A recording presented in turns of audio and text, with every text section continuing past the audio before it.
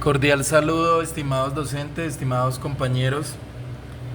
de la Facultad de Ciencias Políticas, específicamente de la materia del módulo Sujeto, Comunidad e Interacción Social. Me presento, mi nombre es Víctor Javier Díaz Casagua, soy estudiante de esta Facultad de Ciencias Políticas y vamos a hablar de forma sucinta sobre la fase 4 de la reflexión establecida en la guía de actividades para el desarrollo temático. Inicialmente, antes de entrar en materia, vamos a hablar sobre el concepto como profesional de la Universidad Nacional Abierta a Distancia frente a la necesidad de establecer unas relaciones horizontales y homogéneas frente a la condición de identidad de género. De acuerdo a eso yo puedo dilucir o interpretar que, de acuerdo a lo visto durante el transcurso del módulo, se tocaron temas de diferentes problemáticas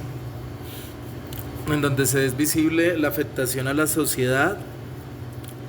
y como profesional de la UNAD se debe hacer la comprensión de las causas de escenarios que dan lugar a estos problemas, analizar cuáles son las problemáticas para poder establecer soluciones a estas situaciones de vulneración a los derechos fundamentales, como es el tema de la orientación sexual, el racismo, el tema de la libertad de religión, la construcción de una sana identidad por influencia de los medios digitales, en donde se puede concientizar y sensibilizar sobre estos temas, empezando en el círculo familiar, en nuestro hogar, con esos valores, esos principios con los que salen las personas para poder dar cumplimiento y respetar estos aspectos importantes que constituyen los derechos fundamentales, los derechos humanos a los que tienen, a los que están arraigados y son inalienables del ser humano. Será como una breve explicación que no hace parte de esta exposición, pero quería hacer esa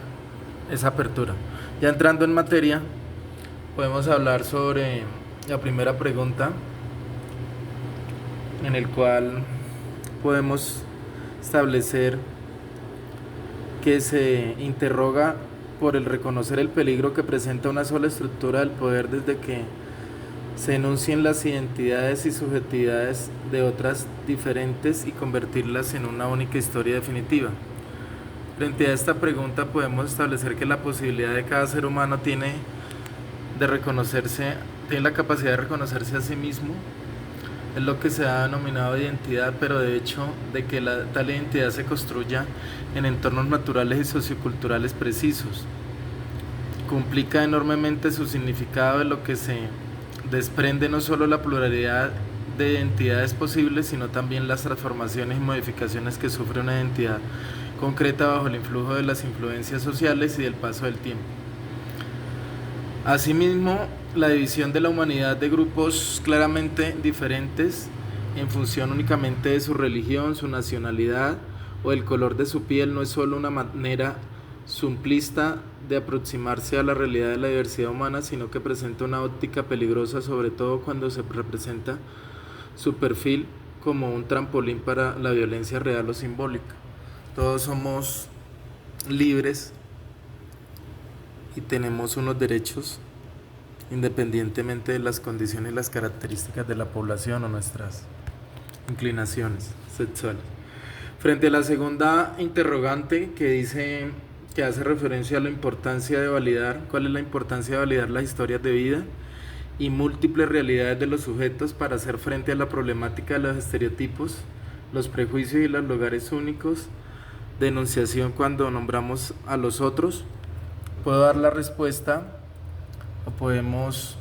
llegar a la conclusión de que la historia de vida es una técnica de investigación cualitativa que consiste básicamente en un análisis y transpiración que efectúa un investigador de acuerdo a un relato que realiza una persona De igual manera, sobre acontecimientos y vivencias más destacadas de su propia vida. Ese análisis supone todo un proceso de indagación a través de una metodología fundada en entrevistas y charlas entre el investigador y el protagonista,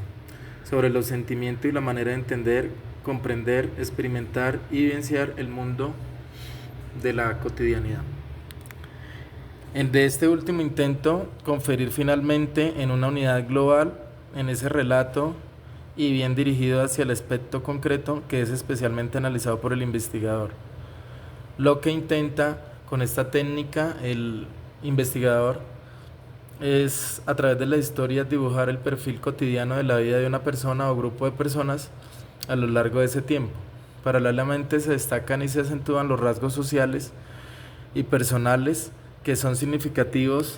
de este discurrir personal del protagonista.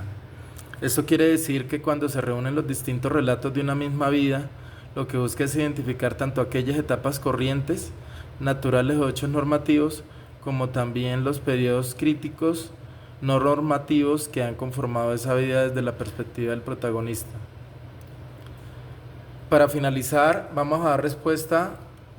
en este podcast para poder fortalecer el concepto y dar unos nuevos lineamientos frente a este tema tratado, y lo que se espera es que las personas, los oyentes, tengan una perspectiva y tengan otra base para poder aclarar estas dudas. Entonces, la pregunta final hace referencia a qué podemos hacer como sujetos para evitar caer en estereotipos que disponen a los otros de sus verdaderas identidades subjetivas.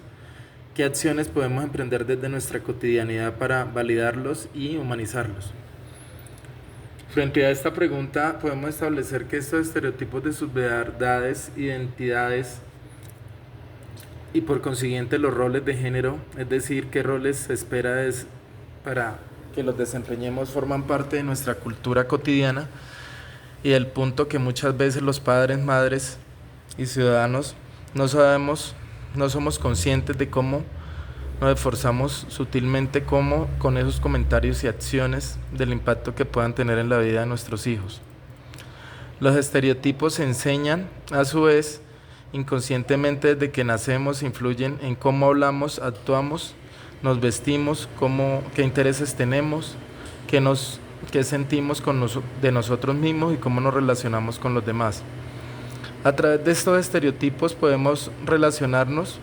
y sabemos qué debemos hacer esperando socialmente de acuerdo a nuestro género. Por ejemplo, el rol del ama de casa, que usualmente se asigna a las mujeres, de donde se espera que cuiden a los hijos, y el rol del proveedor, que se asigna al hombre, donde espera que se generen los ingresos para el hogar. Como estos roles predeterminados no siempre se ajustan a los que las personas son y quieren hacer en realidad, pueden limitar potencialmente lo que tenemos que influir en nuestras elecciones y oportunidades a la hora de la educación, la profesionalización y afectar nuestra salud mental y nuestras